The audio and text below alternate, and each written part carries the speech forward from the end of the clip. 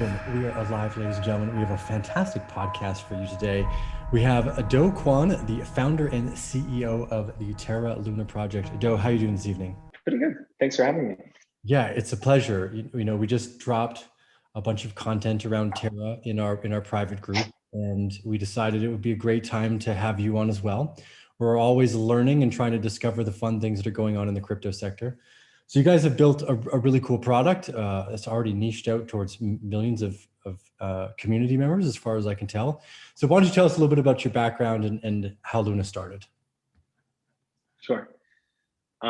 So I studied, computer science at Stanford, and I was a natural language, so NLP engineer at Microsoft for a little bit. And then I started to work on some side projects until starting a Wi-Fi mesh startup with some of my college friends. And then, so basically the idea was that we created technologies whereby user devices like phones and laptops could connect to each other via Wi-Fi direct and Bluetooth. So the idea was that even if you don't have direct internet connection, you can hop around the network of users around you to get internet access. So the goal there was, so our tagline was take connectivity for granted. So we sold that as like a full stack B2B networking solution to large enterprises like amusement parks and airports and shopping malls and so on and so forth. And while running that business, you can imagine a lot of adjacent search queries to mesh networks, distributed networks would turn up things like Bitcoin and Ethereum. And then that's sort of how I got my first exposure to crypto. Taking a look at crypto projects in 2016, 2017 timeline, what was kind of interesting was that even though there were a bunch of people that were trying to build cool applications on top of blockchains or just better servers, which are new blockchains in and of themselves, which enhances, let's say the speed or the cost of doing transactions on blockchains, nobody was actually focused on building the currency components of cryptocurrencies. So what that means is how can you build a decentralized money that is easier to spend and more attractive to use than fiat currencies or other types of crypto. And that's how the initial motivation for Terra got started. And I jumped in full time in towards the end of 2017. I did a little bit of digging, and the Terra Alliance is a pretty unique aspect about what you guys have built. Can you tell us about what the Terra Alliance is? Sure. So my co-founder, Daniel Shin, was, one of the first people that brought e-commerce to the country. So he founded Timon, which is one of the largest e-commerce companies in Korea. And then sort of, that generation of entrepreneurs first brought e-commerce to Vietnam through Tiki, Carousel, which is a C2C platform throughout Singapore and Southeast Asia, and several others. So the Terra Alliance was a group of large e-commerce companies. So, doing, billions of dollars in GMV and being used by tens of millions of users that agreed to accept Terra stablecoins as a method of payment so that we can bootstrap a large payment network in the beginning to be able to build, tons of cool different applications on top of the network thereafter. This is one of the big kind of blaring lights that we noticed is just the, in the DeFi sector, in banking, even in general, it's not very user friendly. I think my bank first came on with its digital app like 2 years ago, which is absurdly slow. And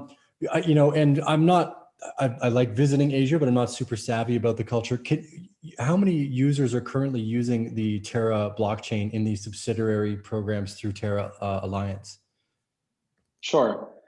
So we have a number of really cool applications that are running on top of Terra. So for example, Chai, which is a e-wallet that we founded in Korea in about 2 years ago, is being used by about 2.5 million people and is doing about $1.5 billion in transaction volume annually. Under Chai, we have a payment gateway called Import that is being used by 1,700 merchants and is doing about $4.5 billion in transaction volume annually. So together, this makes up one of the largest payment companies in the country.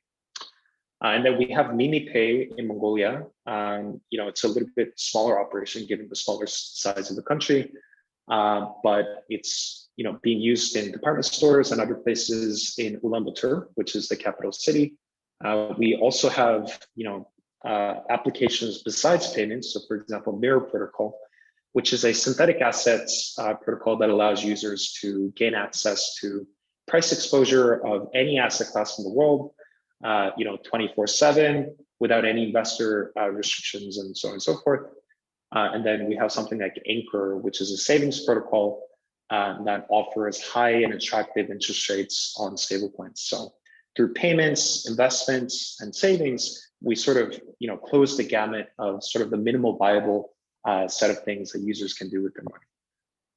Yeah, that's fantastic. So we'll go into the mirrored assets a little bit later, and the UST coin, the Luna stable coin here a little bit afterwards. What I want to stay focused on for a minute is just that, one of the things about user adoption in this sector, a Bitcoin hexadecimal address is still a very complicated thing. There is no return routing. How has been, because I would assume most of the people that are using this in Korea don't really know they're using blockchain. Do they have the features of staking stable coins for earning APY inside of their wallets, et cetera, as well? Yeah, so advanced users have the option of doing all those things. So they can hook up, a cryptocurrency wallet that supports Terra staking. So for example, they can connect the Terra Station wallet, or they can use things like Math Wallet to be able to do that. But for most users, they actually don't get exposure to the cryptocurrency that's happening in the backend. So they just need to link up their bank account, similar to doing like a Plaid integration. And then once you link up your bank account, the wallet withdraws balances automatically every time you need to make a purchase. Yeah, awesome. This is great. I'm surprised that PayPal hasn't tried to move faster on offering its own internal ledger and its own internal stablecoin. I think your guys is one of the first kind of multi-option choices I've seen that's been really well put together. Again, maybe this is kind of redundant, but just for fun, what type of legal conversations are taking place because we know mirrored or synthetic assets are a big conversation in the United States from the SEC right now. What about the APY and the mirrored assets for participants in Asia? Yeah, so one of the interesting things about crypto is that it's global in nature and it's permissionless, right? So I think most major blockchain projects and regulators are always in an ongoing dialogue as to how these things should be treated from a legal perspective. I think the principal focus of most regulators now is to figure out what systems are actually truly decentralized, or whether there are platforms that just assume the guise of decentralization, but pretty much acts like unlicensed broker dealers. So the way that we, the position that we take at Terraform Labs is that for most of the financial products that we create, we give away, upside or governance control to the community that first starts using it. So it's truly a user-owned economy. So what that allows is that you create a vibrant community, and while we remain inventors, most of the people that decide how the protocol is going to evolve, what types of products that are built on top of it, it's determined by a wide base of users that have governance tokens in each of the respective projects. And so just sort of, does the average user who's using, say, Chai have access to those governance tokens, or for the most part, they really don't know that Terra exists in the background? So for something like Chai, it's not controversial from a regulatory perspective, right? There's it uses stable coins. So there's no question of like whether it's a security, right? There's no expectation that the stable coin is going to go up in value. Right. And B, it's pretty simple, right? So there's no investor representation or anything like that. All that we're saying is that you are allowed to pay in stable coins, and then merchants and users can transact with each other using the same stablecoins. So I think it's a pretty straightforward value proposition. And it's not that controversial from a regulatory perspective. I think where things could get a little bit more controversial is in some of the products that we create that touch upon capital markets. And with those, we make sure that while we are perfectly happy to create inventions that benefit users in lots of different ways, we make an explicit point not to profit or to maintain control over the products that we have launched. Yeah, that makes sense. Again, part of, we're always trying to piece this together, but one of my favorite points, and you made this, about decentralization and deflationary technology, I think in general, is it offers the opportunity to so many more people that never really had it before. And again, we've seen some of that conversation come in with the synthetic assets and the SEC kind of taking aim at for some reason, BlockFi for earning yield, because that's apparently somehow a registered security product too. So I'm just always curious to see how the global issues and conversations around the regulation of not just stable coins, but these mirrored assets are going as well, because it's something that you probably have a better pulse on than myself. Right. Well, but then again, like from our perspective, we're not based in the US. And when we say we're not based in the US, I don't mean that the company just happens to be domiciled elsewhere. I'm not American. None of us are American. So it's kind of like, it's interesting, but it's not something that we spend 24 hours a day thinking about. Yeah, I was I guess just curious to see how regulation follows. I know a lot of countries basically copy whatever the SEC does and says, yeah, we've come up with our own legal case and representation. So let's get into the Luna stablecoin a little bit. Do you want to tell us how it works in exchange for the Luna token? How you're keeping a stable peg? Yeah, so the stablecoin is actually Terra USD, and Luna is the base staking asset in the Terra blockchain. So, Terra falls into a category of stablecoins called algorithmic stablecoins.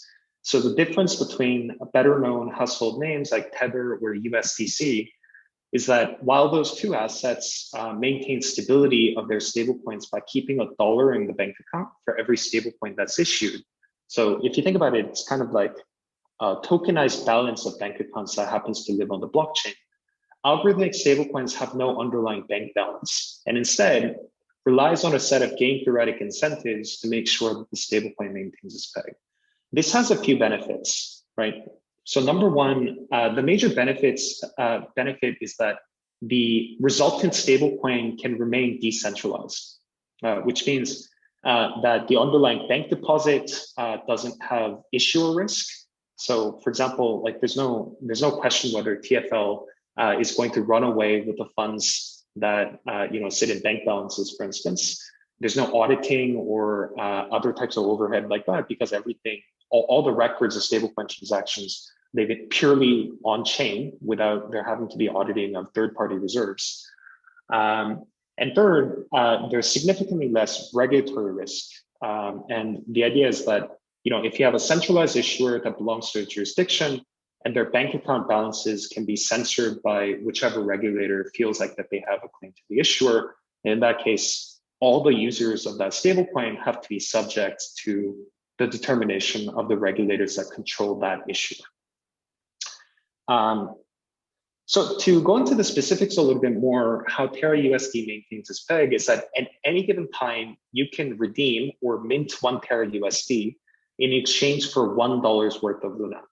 So for example, if Terra USD is trading at a slight discount to the dollar, let's say 90 cents, users have an incentive to buy up Terra USD for 90 cents, and then to swap it against the blockchain for $1 worth of Luna, and thereby capturing a 10% arbitrage. So they can do this ad infinitum until the price of Terra USD has been bought back so much that it's stabilized back again at $1. In the opposite direction, there is a dynamic whereby if Terra USD is trading at $1.1, users now have an incentive to buy $1 worth of Luna, swap it to 1 Terra USD, and sell it at 1.1 to capture the 10% arbitrage to the upside. So, by using sort of redemption and mint mechanisms like this, you can make sure that the price of the stablecoin maintains parity at $1. We've seen some other unique kind of algorithmic stablecoins. I forget what the name of this one was, but I remember it tanked pretty hard. I think it was an algorithmic stablecoins. Again, because I'm not super technically savvy, you're probably one of the perfect people to ask. What are some of the inherent less known risks behind stable coins? I mean, we can all imagine that the stable coins behind USDT, that there's no actual backing there, or that they go, they try to take down USDC, even though it's been fairly well regulated. What are some of the inherent technical risks of an algorithmic stable coin? Yeah, so the principal difference is that if you're creating an algorithmic stablecoin, it just means that you're creating a set of monetary policies. But creating monetary policies does not an economy make. So running an algorithmic stablecoin is kind of like creating it's kind of like running the economy of a developing country. And what that means is that depending on how that economy grows over time, the risks to that currency would change as well. So for example, like in the 1980s, like Zimbabwe and Singapore, for instance, or even the early 90s, if you took a look at a lot of developing countries, their currencies were all equally weak. But over time, as some of the economies grew stronger, some currencies ended up becoming much stronger, whereas you have examples like the Zimbabwean dollar that entirely crashed. So I would say the principal difference is, and this is a critical question when it comes to algorithmic stablecoins, is what type of vibrant economy can you build on top of this currency? And how does that economy make the currency strong over time as well? So the project that you're probably referring to is Iron Finance, which launched on the Polygon blockchain. Yes, and Tribe. And Tribe also had too much sell. Right. I'm sure they couldn't keep up. Right. And the reason why those stablecoins crashed is that they had, they didn't really have an economy built on top of these stablecoins. And then they sort of employed a growth hack whereby if you hold 1 unit of stablecoin, we're just going to give you insane yields in some other stablecoin. So there was a lot of tourist capital entering each of these stablecoin economies just to capture the initial yield. And when the yield incentive programs ended, or when the price of the native token started to fall, people left because that's all they really came for, right? And if you have a currency and then everybody leaves at the same time, then the currency is going to crash, right? Which is why Terra is a little bit different, because we don't really have recursive holding benefits like that. We have a diverse ecosystem of different applications that use Terra stablecoins for lots of different sticky use cases, from payments to investments to savings, and all of those different things, create different types of economic pressures that helps the economy get to a more robust and vibrant stage over time. Awesome, great answer. So what are some of the things you guys are working on now that you're really excited about? Again, the mirrored assets to me are maybe less interesting. I think it's a great addition, the fact that anyone can participate. I mean, in general, I'll ask you after about venture capital, but what are some of the things you're most excited about that you guys are working on that's coming up over the next few months? Yeah, so while it's sort of like a personal ambition of mine to create sort of an alternative financial system built on top of the Terra blockchain, where we spend a lot of time as a firm at Terraform Labs is to help other projects create applications and tools on top of the Terra blockchain. So in some sense, like what types of economy can be built on Terra is not really up to us anymore, but up to third-party developers that are building really cool things. So right now, I would say that we're spending most of our efforts in building tooling and different types of, let's say, base layer infrastructure that makes it easier for other people to build applications. And in some cases, when people are trying to build applications of their own, we would devote technical resources or capital to make sure that they can do that a little bit easier. In fact, like over the last 3 months, it's been sort of process by which there's a lot of community members that are creating tools that we already happen to be running, and they're doing it better. So for example, the initial block explorer that was used on the Terra blockchain was something called Finder. And then somebody from the community, it's a one-person team, built up an alternative block explorer called Extraterrestrial. And then it turned out to be much, much better than Finder. So we're at a state where we're deprecating that to support the community version. There's like a bunch of different DeFi apps that are coming to Terra at the moment. So for example, there's a project called Prism, which tries to create interest rate swaps in DeFi on top of the Terra blockchain, which is very interesting. Or Levana, which is a perpetual contracts platform also built on top of Terra. Or Mars, which is sort of a next generation interchain lending protocol. So instead of doing everything directly ourselves, we're spending most of our time to make sure that these projects can be successful. And I think this is of critical importance because as you're trying to grow an economy over time, you want to make sure, in some sense, that growth is driven by selfish organizations, i.e., the private sector, rather than I guess the best analog would be the state-driven type of growth where one party creates everything. Fantastic. Do you think you can try to explain conceptually some of the writing or coding differences between, say, like the Ethereum virtual machine? I think Rust is what Solana runs on, and then Terra. What are some of the conceptual differences in the way it's coded? Sure. So if you look at the Ethereum blockchain, the EVM is something that is used exclusively for Ethereum. And then to code something on EVM, you need to use two different relatively new programming languages, Solidity and Viper. So, especially after DeFi summer 2020, there's a lot of people that now have literacy in Solidity and Viper, but this community is still relatively small compared to the millions of developers that can code using the more mature programming stack like C++ or Rust or JavaScript and so on and so forth.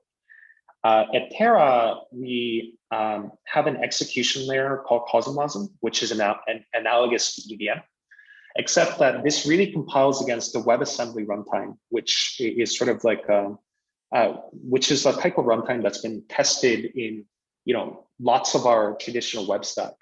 So insofar as you can write contracts that compile against WebAssembly, technically you could write contracts in JavaScript or C++ or Rust or any of these languages. So from a feature proofing perspective, it's a lot more approachable than what it's like to build applications on top of EVM.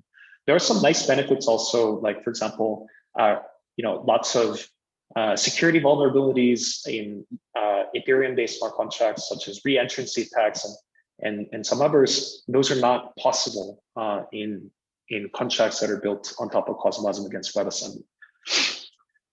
Solana is a very novel blockchain, and it's the way that it treats smart contracts is very interesting. So it's very raw.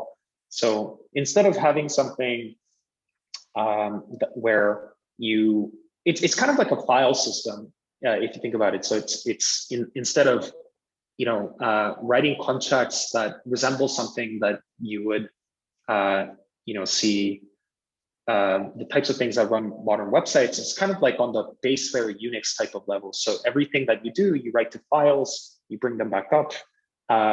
So it's a little bit harder to manage, but the trade-off there is that you get a lot of speed and efficiency benefits that you wouldn't get with something that's a little bit more general purpose.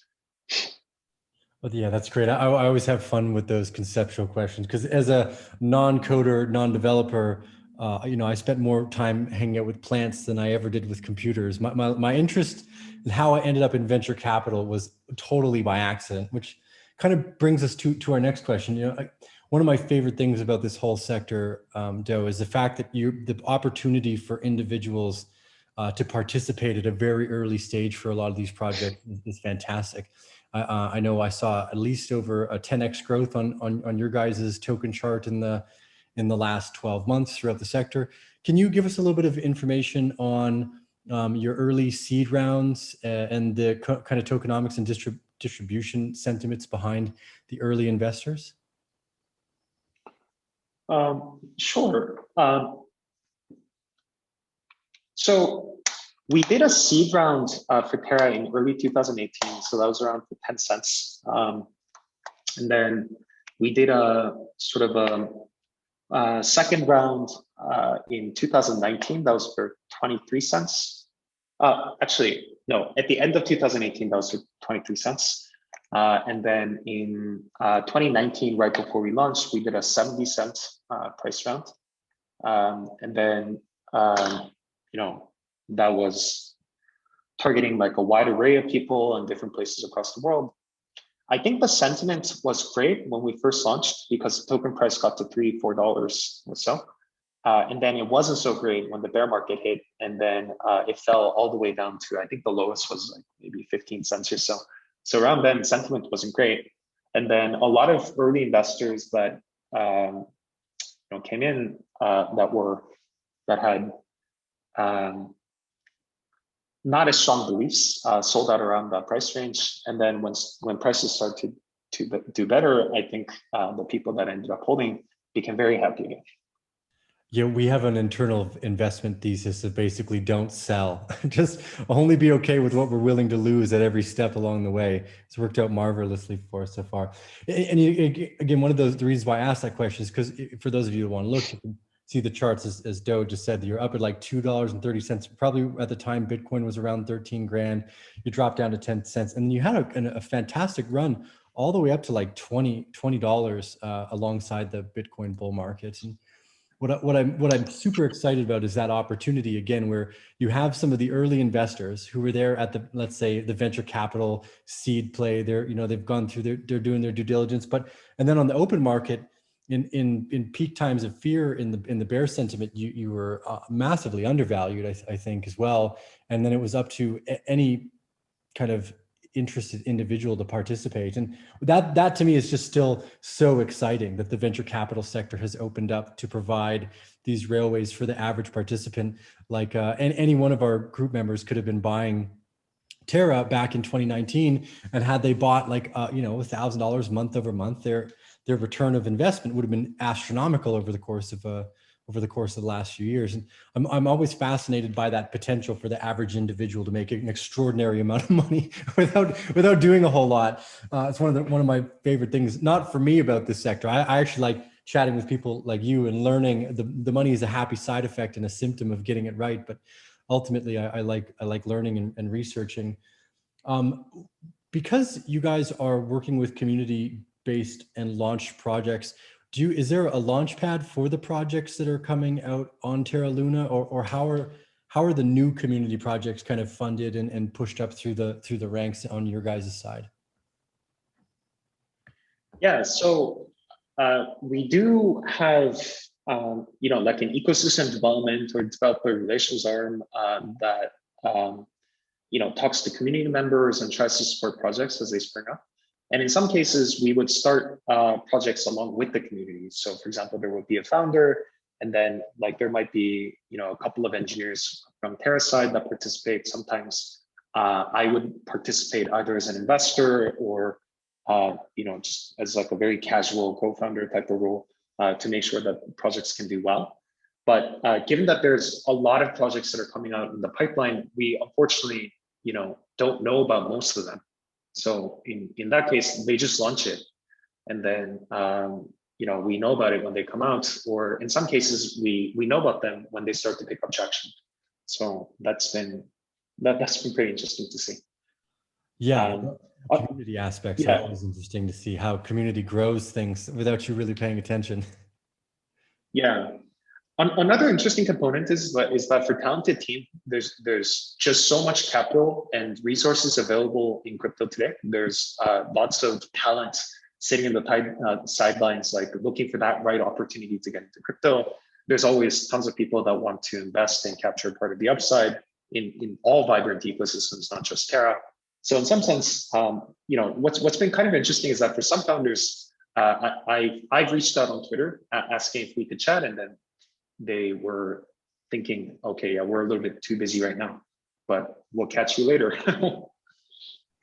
Oh, fascinating. Yeah, half my time is spent just trying to communicate with people and see where they're at in their process. So, because you know a whole lot more about your ecosystem, what are some of the like unknown things that wouldn't be so easy to find that are exciting, that are going on, do you think? Um, so especially with a lot of the regulatory pressures that are mounting up towards DeFi, I think there's a bunch of different metaverse projects that are popping up. And it isn't so much that, wow, now it looks like DeFi is getting regulated, so we should probably get into something else type of thing. But I think a lot of the motivation comes from, well, if you try to over-regulate this world with regulations that are outdated by at least 50 years, we're going to build another world of our own, right? I think some of the early efforts here in projects like Decentraland and Sandbox were quite interesting. But I think I think what those pieces are missing is that still, how the world becomes developed is quite centralized. So, for example, if you use existing metaverse projects, you're essentially just playing a game with the token that's built into it that can issue NFTs or some sort of monetary upside. So essentially the play to earn model. But the world itself is still controlled and managed by a centralized development team or partners that the centralized development team happens to work with.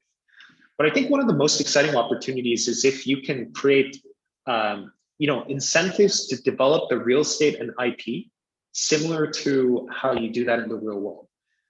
So what that means is, like, for example, if you go to Brooklyn or any metropolitan area where there's a lot of economic activity that's happening, it is the incentive of various different agents in the private sector to go develop that real estate and to create new content by, opening new restaurants or, galleries or, coffee shops or build new buildings and amusement parks and different things like that.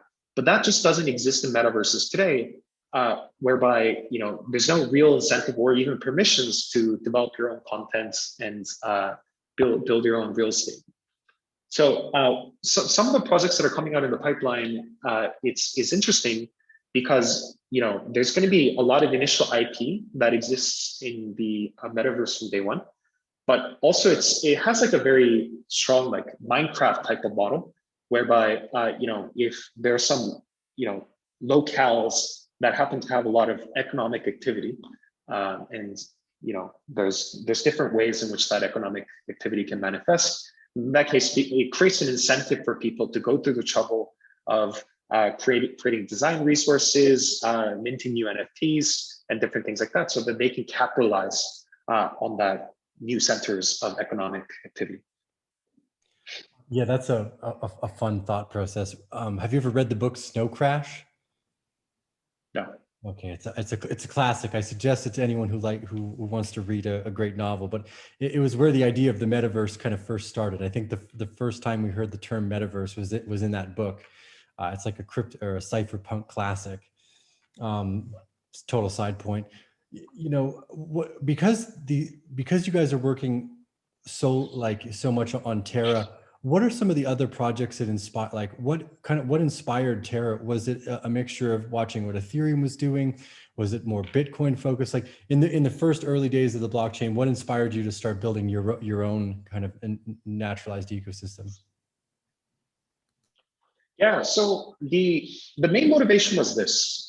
When I was first starting to look into crypto, I just became fascinated that everybody was focusing on the crypto part of cryptocurrencies, and nobody was trying to build better currencies, right? And that's still true today, if you think about it. Like everybody's trying to build the next best blockchain, or everybody's trying to build some application with a specific niche.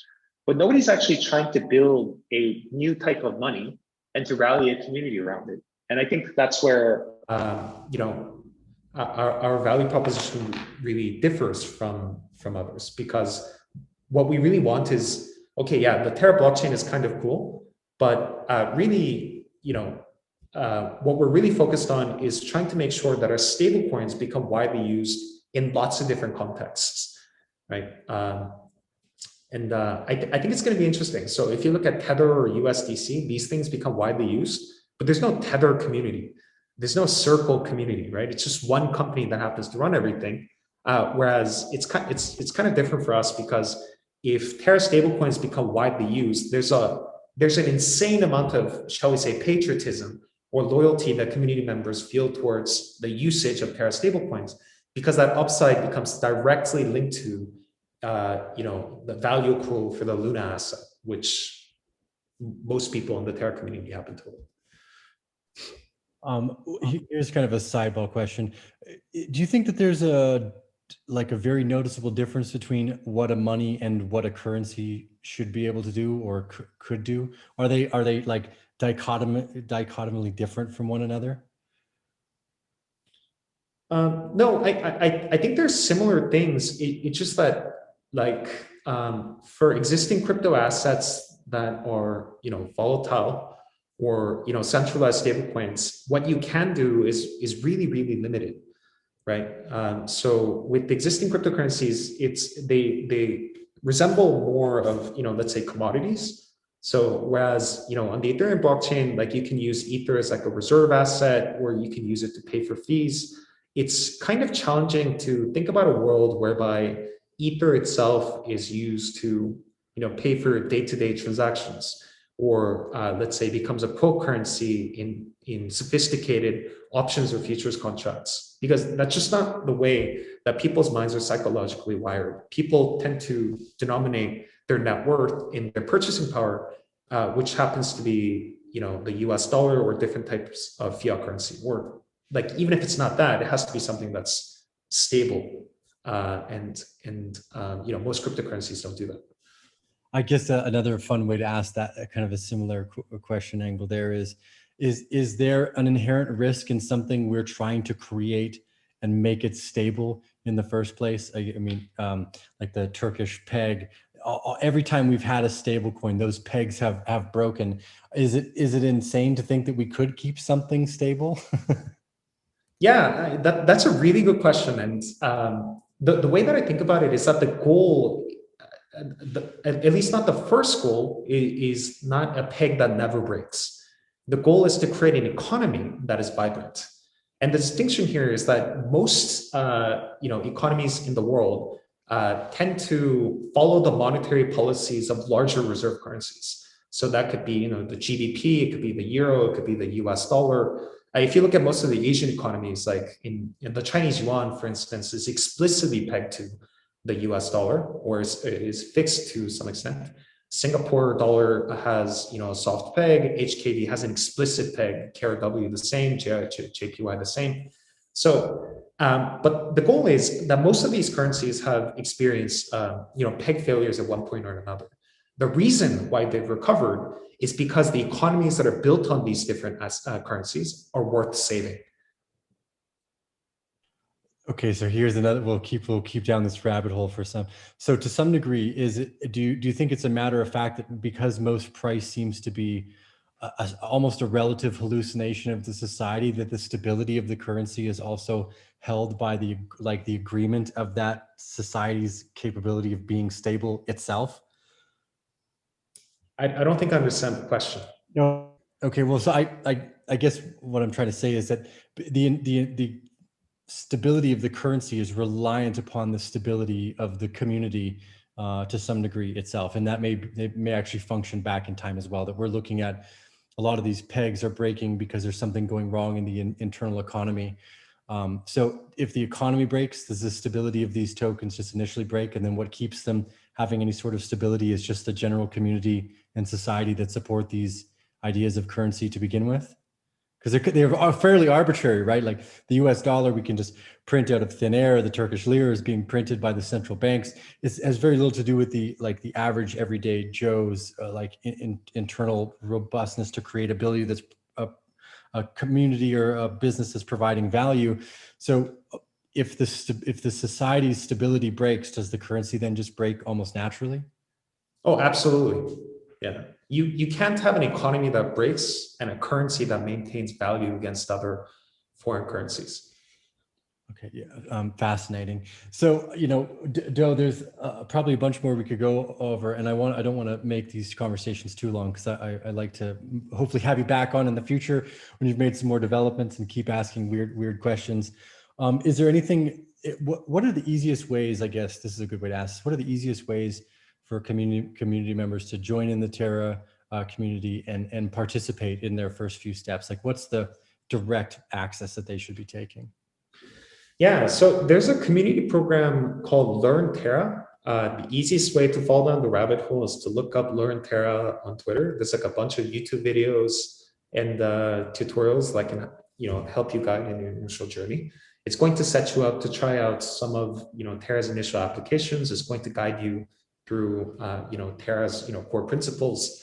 And then, like, once you try out a couple of these things, I think most users end up being red-pilled and they quite like it. So I suggest community members that want to fall down that rabbit hole to give Learn Terra a try. Awesome. Yeah. So you guys, everyone out there can find that on CoinMarketCap. I will leave these links down below so you can go in and you can, how are the stable coins used? You can take some different lessons there, like this nice partnership you guys built here. That's always fascinating to see. Well, Doe, I've had a great time chatting with you tonight. You're obviously a brilliant individual. I appreciate you sharing the time with us tonight. Any of your guys' social media links, we will have those down below for the community members that are interested. Follow Terra and support what they're doing if you feel like doing so. Give us a thumbs up if you like this content. Leave your thoughts, your questions, your comments down below. I'm sure I will be able to. I'll be happy to help direct you in any way that I can. And then, for you, Joe, keep up the great work building what you're building. Our community thinks it's fantastic. Otherwise, I wouldn't have found you. So thanks to the Bear family for pointing me in your direction as well. I really appreciate that. And if there's anything in the future and any updates you want to chat about, don't hesitate to drop us a line. We're always interested in learning and growing more. So thank you for jumping on tonight's episode. Thank you.